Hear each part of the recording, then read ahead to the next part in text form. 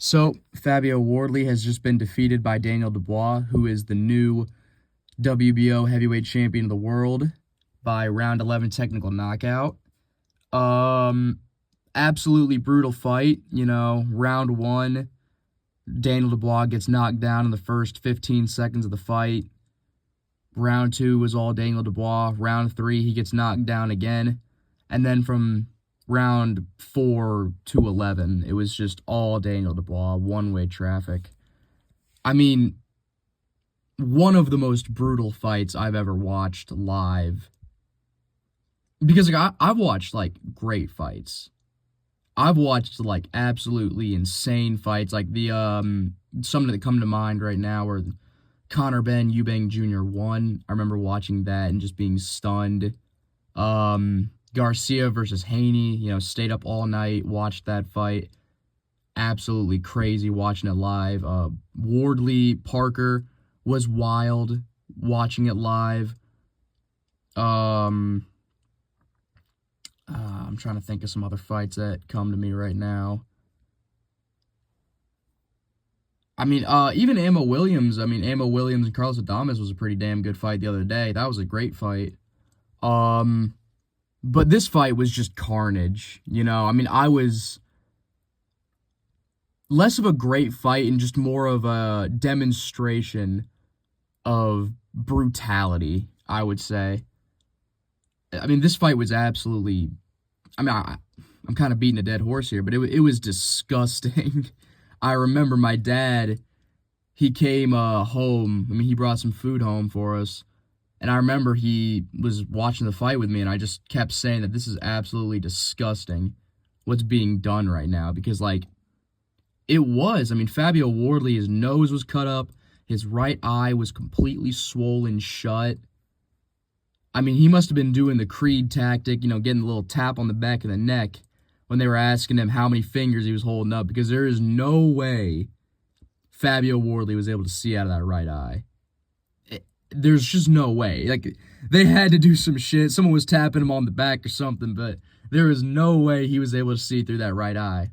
And it was just carnage, absolute carnage at the hands of Daniel Dubois, who's, new heavyweight champ of the world, back at the championship level, in my opinion, where he belongs. But yeah, no, I just want to break down the fight a little bit, talk about some of my thoughts on it, the undercard. Yeah, let's get into it. Going into the fight, I was an extreme Daniel Dubois supporter going into this fight. I was actually really surprised at how, I don't want to, what's the word I'm looking for?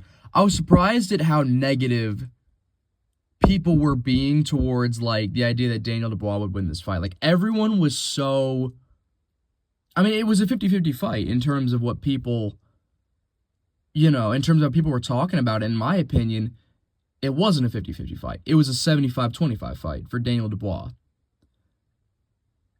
Because, to me, it was kind of like the situation Dubois was in when he fought AJ.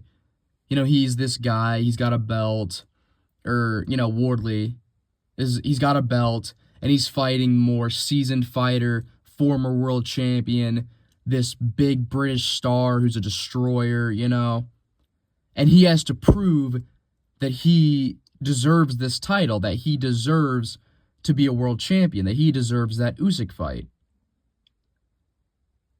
And a lot of people were thinking that Wardley would do what Dubois did to AJ in that night in Wembley Arena, but to me, that was never even, a consideration. And I think people got enamored by the story of Fabio Wardley, that he's this white-collar boxer who's become heavyweight champion of the world and could potentially give Usyk a run for his money. People got enamored by the story, and don't get me wrong, I did too. I love Fabio Wardley. The Joseph Parker fight, I was going crazy when he won that fight. But the thing is, people didn't stop to look at, actually break down his fights, Because when you do that, you notice something about Fabio Wardley, and I think that once I made this connection, I completely abandoned the idea that Fabio Wardley would win this fight. And that is that he does not show any form of significant improvement fight by fight. I looked at Fabio Wardley's last 4 fights. They're the 2 Frazier Clark fights, the Justice Hooney fight, and then the Joseph Parker fight. The only time he showed an improvement was in that second Frazier Clark fight. And it wasn't even really like a boxing improvement. He was just able to land the right hand way harder and way earlier than he did in the first fight he had with Frazier Clark. Because honestly, I thought Frazier Clark won the first fight. I think I scored it 116, 114, or 116, 112 for Frazier Clark. I just didn't think that Fabio Wardley did enough to win the fight. I thought that Frazier Clark won every single round leading into the round where he got knocked down, and then that's what kind of brought Fabio Wardley into the fight. That's what made it competitive. But, yeah, going into the Justice Hooney fight, Fabio Wardley is getting outboxed every single round. He's getting clipped. He's trying to do this, like, middleweight, welterweight head movement, and he's just getting clipped. And then he lands one perfect counter shot off of a mistake that Justice Hooney made, and honestly, one of the only mistakes Justice Hooney made in that entire fight. Justice Hooney, up to that point, was fighting arguably a perfect fight. Arguably perfect. He won every single round of the fight. And that is not debatable. He won every single second of that fight until he got clipped. And so then going into the Joseph Parker fight, round 1 happens, and it ends with Joseph Parker teeing off on Fabio Wardley. Wardley clips Parker in round 2, clipped him in round 3, and then from the rest of the fight, Joseph Parker was beating up Fabio Wardley. And, I was watching these fights back leading into the Daniel Dubois fight, and I realized it's like Fabio Wardley never shows any significant improvement fight by fight. You have fighters who get better as they fight. You have fighters that you can see clear improvements as they get more experience and as they continue to fight. But Fabio Wardley made all of his improvements early into his career. Like, I don't think Fabio Wardley is going to make any more improvements. At least not any drastic ones. Because he just hasn't. If he was going to do it, he would have done it by now. And it made me realize that Fabio Wardley, like, his whole thing is hell for leather, go into war with people, life and death. And the thing is, like, that's great. That's awesome. It's fantastic that Fabio Wardley can pride himself on being that person. But the 2 problems with that are, 1, the people you're going life and death with are not power punchers. Frazier Clark just has lost the last 3 fights he's had. Frazier Clark lost to Fabio Wardley. He lost to Jermaine TKV. And then he just lost to Justice Hooney on the Tyson Fury Makhmudov undercard. Justice Hooney doesn't hit hard. We know this. And has a glass chin. And Joseph Parker, who, I'm not going to say he doesn't hit hard. He probably hits decently hard for a heavyweight. And, was on a fantastic run. But, he doesn't hit as hard as an Anthony Joshua, as a Daniel Dubois. He just doesn't. And so for Fabio Wardley to be going life and limb with these people, and then just to think, yeah, I'm going to carry that into this Daniel Dubois fight, like, I'm going to keep my chin in the air, and if he clips me, I'll come back with one of my power shots, and it'll completely turn the tide of the fight. It was foolish, I think, of a lot of people to believe that Fabio Wardley would be able to do that. Another thing that made me believe Daniel Dubois would win this fight was that Fabio Wardley, to me, seemed pretty overconfident, very cocky coming into this fight, especially in the cauldron, whatever that, I think that's what it's called, the weigh-in, face-off thingy, that the British guys have been doing lately. They did it for the Wilder Chisora fight as well.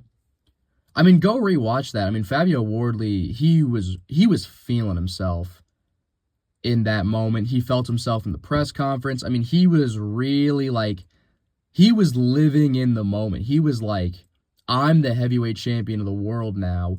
I'm calling the shots. I'm going to be the big man. I'm going to try to big bro Daniel. I'm going to make him know that he's the challenger and I'm the champ. And it just, to me, seemed like he didn't respect Daniel Dubois. It really seemed like he didn't have any real form of respect for his power, respect for his boxing ability, respect for his IQ, I think is something that Fabio didn't have respect for. I don't think Daniel Dubois or Fabio Wardley respected how intelligent Daniel Dubois is. And, you know, I'm not going to say Daniel Dubois is the smartest dude socially. He's not. He's about as social as an autistic toddler, but, you know, that was a little mean. But it really just didn't seem like Fabio respected him that much. And going into the fight, like watching how Fabio Wardley fought, it really confirmed to me that Fabio just thought he was going to come in here, land a right hand, and that'd be it. Because that's what he tried to do. He really just tried to throw the 1-2 over and over and over and over and over again, and he was just hoping that it would land. Because, I mean, honestly, the first time he did it, when he knocked Daniel Dubois down, and he used the lead hand to push Dubois' kind of a wedge jab out of the way so he could land the right hand over the top. That was beautiful. That was really good. But then after that, he didn't do it again. He didn't continue off of that. And this plays into the fact that Fabio Wardley doesn't really, I don't think, has a very good boxing IQ, because he didn't do it again. He did not do that again for the rest of the fight. He just winged right hands, and when that didn't work, he would wing a left hook that he was throwing so hard, it was literally lifting his feet off the ground. I mean, there were a couple moments when he would wing that left hook, and it would spin his whole body. And it would miss. Like, it would just hit nothing. And those shots had to drain him. Those shots had to really just take everything out of him. Now, you know, Daniel Dubois hitting you probably takes a lot out of you as well, but yeah, no, it just really seemed like Fabio Wardley didn't have any answers for what Daniel Dubois was doing. And it's not even like Daniel Dubois was fighting a super complex fight. He was literally just jabbing and taking a step back when Wardley would jab.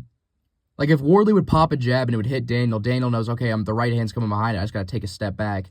Wardley would miss, and then Daniel would either step back and then throw the right hand, or he would go underneath Wardley's right hand and try to throw his right hand as well. And honestly, like, if Wardley had just used anything, like maybe a jab to the body, a feint, a double jab, he probably could have got that right hand off with more success, but it really just seemed like he only wanted to ship the 1-2 punch, and, you know, that would be it. But, I mean, overall, it was just a brutal fight. Absolutely brutal. I hope Fabio's okay, honestly. He seemed okay at the end of the fight, talking to his mom, but I hope his chin's all right. I hope his brain's okay. You know, fights like this definitely take years off your life. Forget your career.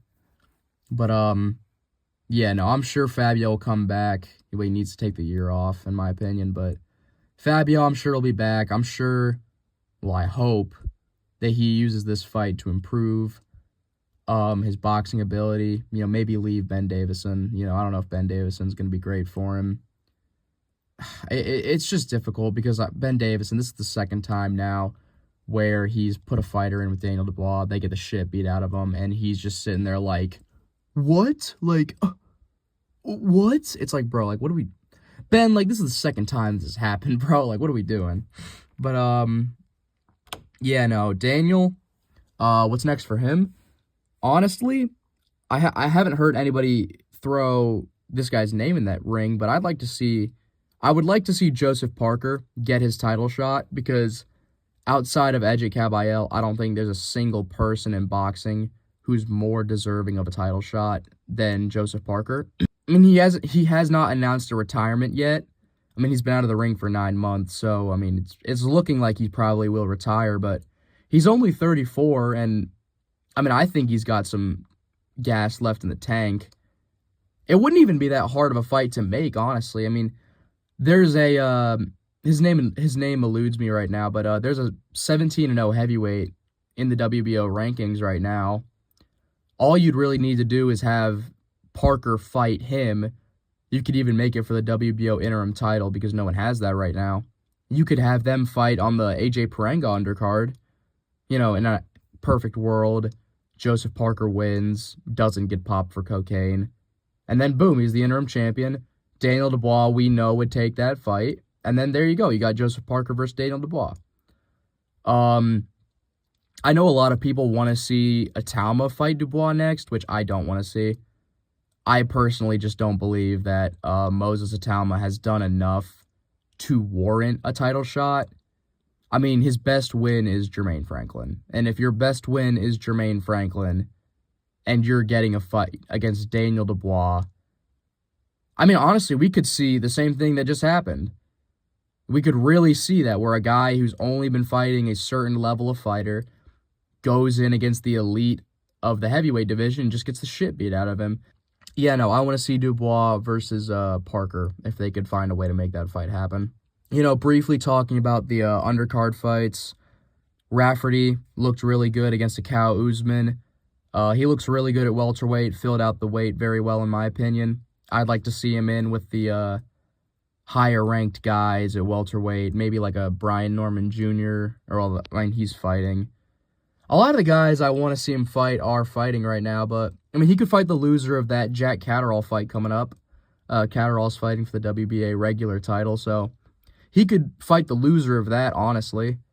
I think that'd be good for Rafferty. David Morrell loses a stunning upset to an English school teacher, which, you know, I was never big on David Morrell, but I mean, heck, I was surprised at that, dude. Like, I was really surprised that he lost that fight, in the manner that he did. But, I mean, I don't really know for David Morrell. He might just become a gatekeeper at 175 pounds because it really just doesn't look like he's turned on that much. I mean, he gets knocked down against Imam Katayev because he's playing around. He was showboating a little bit, like, kind of not taking stuff seriously in this fight, and then look what happened. I think if he could lock in, you know, he'd be good, but I just don't think that David Morrell is able to do that. I think losing that Benavidez fight took a lot out of him. But, yeah, you know, we'll just have to see what happens. No shot in hell the Callum Smith fight happens anymore. That's gone. That is gone. He lost that opportunity. Liam Cameron, you know, also sad, gets knocked out in the fourth round. Yeah, I think that Liam Cameron just should retire at this point. I mean, I don't think his career is going anywhere.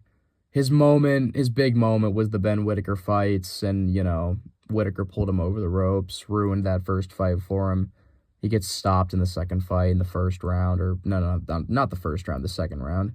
But, I just don't think Liam Cameron's career is going to go anywhere, honestly. It just doesn't look like he has what it takes to compete at the world level. And I don't think that he needs to just keep getting beat up by random fighters, you know, for a paycheck. I mean, he can figure out something else. But yeah, overall that was my thoughts on the card. I mean, it was a great card. It was a great fight, great event. And, you know, I really hope that Daniel Dubois can have a longer title reign this time instead of one fight. Hope Fabio Wardley's okay and comes back better. But, yeah, just thank you guys for watching, and see ya.